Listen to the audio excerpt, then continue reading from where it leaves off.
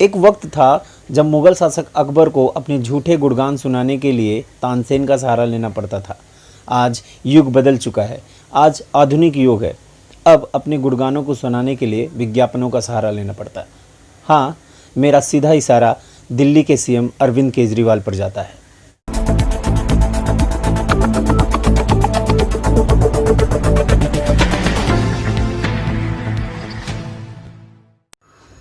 नमस्कार दोस्तों, DRC news में आपका स्वागत है। मैं हूं रवि मिश्रा।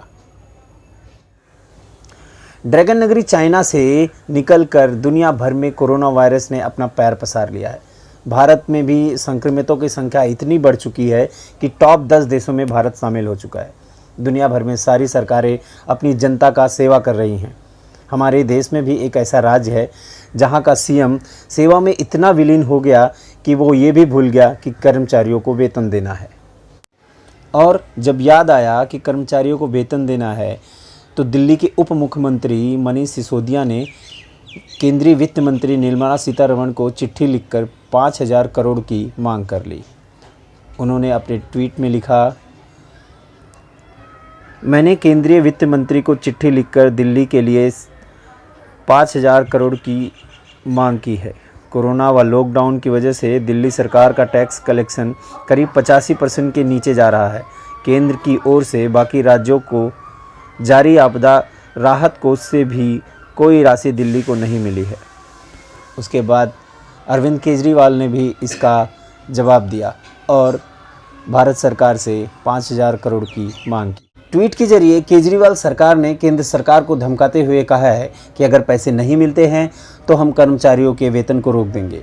वैसे कर्मचारियों के वेतन के रोकने से याद आता है, अभी से 3 साल पहले यानी 2017 में सफाई कर्मचारियों की सैलरी रोक दी गई थी।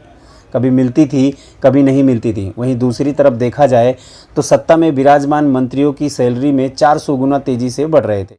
जो मंत्री करोड़पति थे वो अरबपति हो गए, लेकिन सफाई कर्मचारी अपने बच्चों की स्कूल फीस भी नहीं भर पाते थे।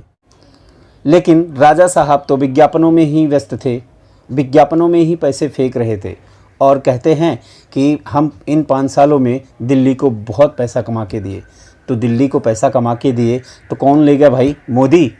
नहीं, मैं नरेंद्र मोदी की बात नहीं कर रहा हूँ, नीरव मोदी की बात कर रहा हूँ। कौन ले गया? अगर आपको मेरी बोली हुई बात कड़वी लगती है तो आप ये समझ लीजिए आप आईने के सामने खड़े हैं, क्योंकि आईना सच बोलता है।